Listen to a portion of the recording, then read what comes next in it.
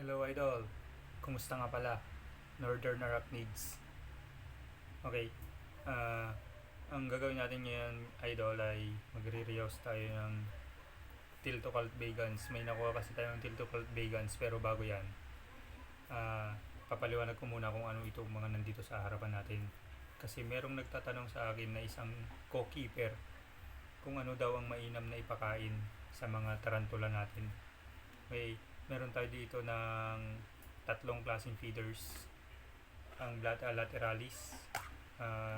Nga pala, tinatanong din nila kung ano ang male at female sa Blata lateralis.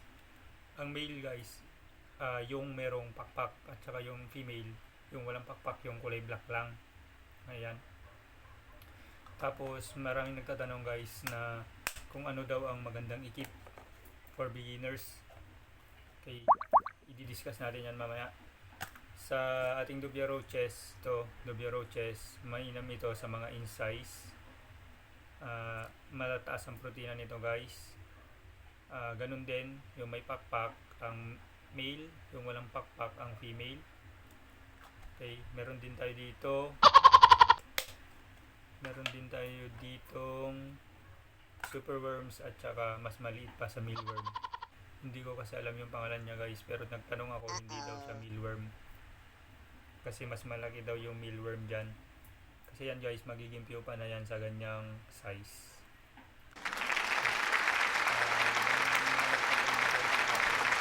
Magandang ikip sa beginner's kit. Para sa akin guys, okay yung Chaco pulchripes, yung Gramustula pulchripes, at saka yung Tiltocalt albopilosum. Ito sila. Bago kayo mag-keep guys, itry nyo munang i-search yung klase ng species na i-keep nyo.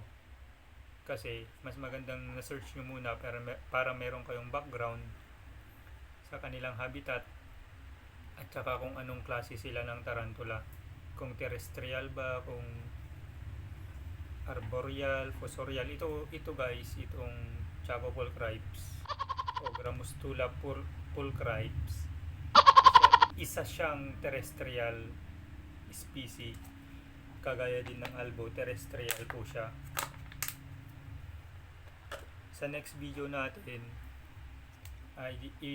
i-discuss ko rin doon sa mga gustong matuto ng pag-breed dito sa ating lats at saka dubia, ang process sa ating mealworm at superworms at sa mas maliit pa sa mealworms.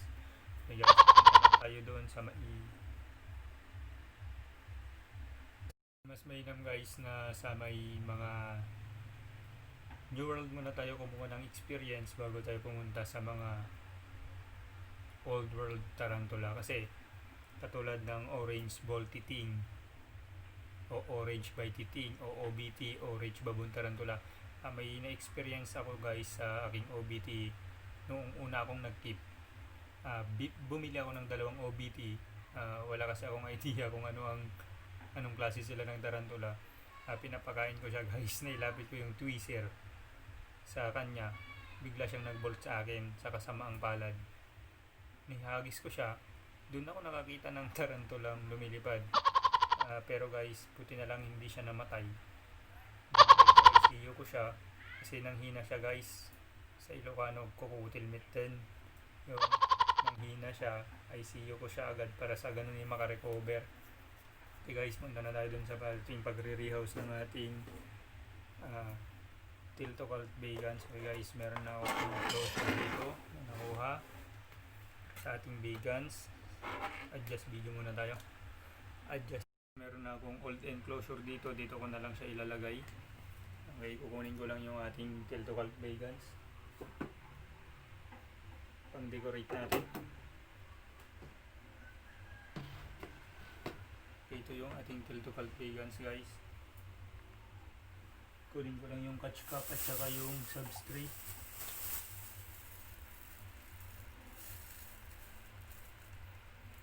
Ito yung ating substrate at saka ito yung ating gagamiting catch cup.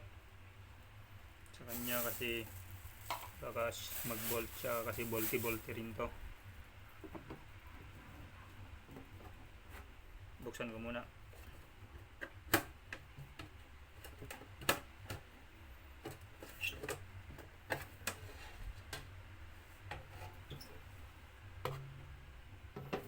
guys, dati kong enclosure ko na to. Binigay sa akin ni Sir Mike. Shoutout nga pala kay Mike din. Kay Mike dyan sa ating Northern Arachnids co-keeper. Ilagay na natin. Na-process na to guys. Yung mga bato natin na puti.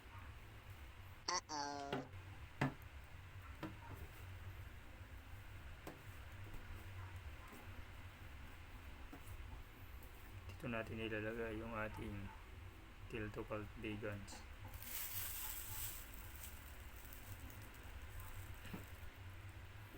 Para meron siyang paglaruan. Akyat baba.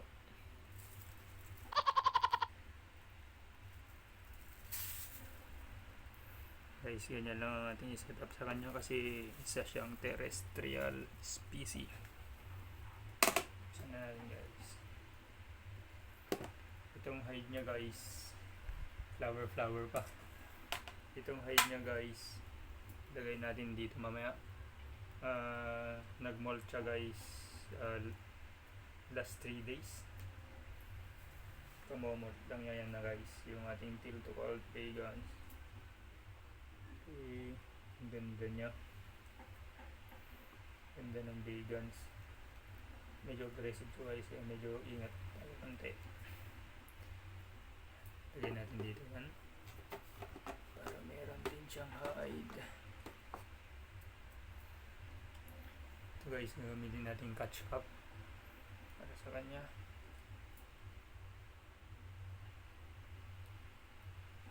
Mali yata. Mali yung ating catch cup. Kawawa. Huwag na natin gamitan ng catch cup guys, idiretso na lang natin kasi medyo naiipit siya. Maliit yung nakuha kong pang catch cup.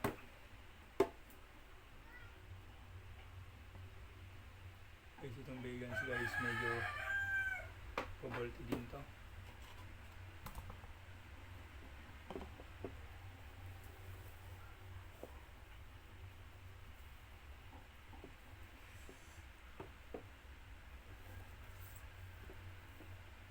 Sama na natin. Tanggalin na lang natin mamaya.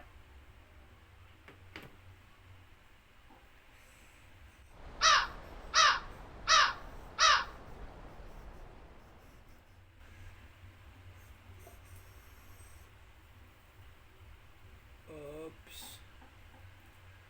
Pumunta siya doon sa ilalim.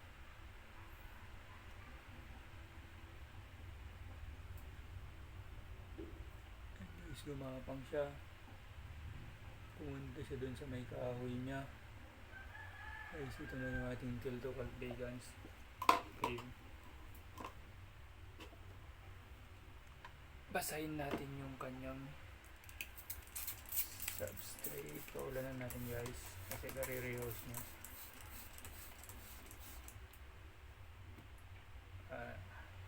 Tapos i-feed natin siya bukas.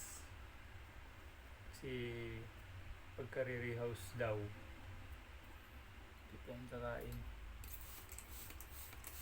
Ayan guys, thank you sa panonood sa ating munting vlog.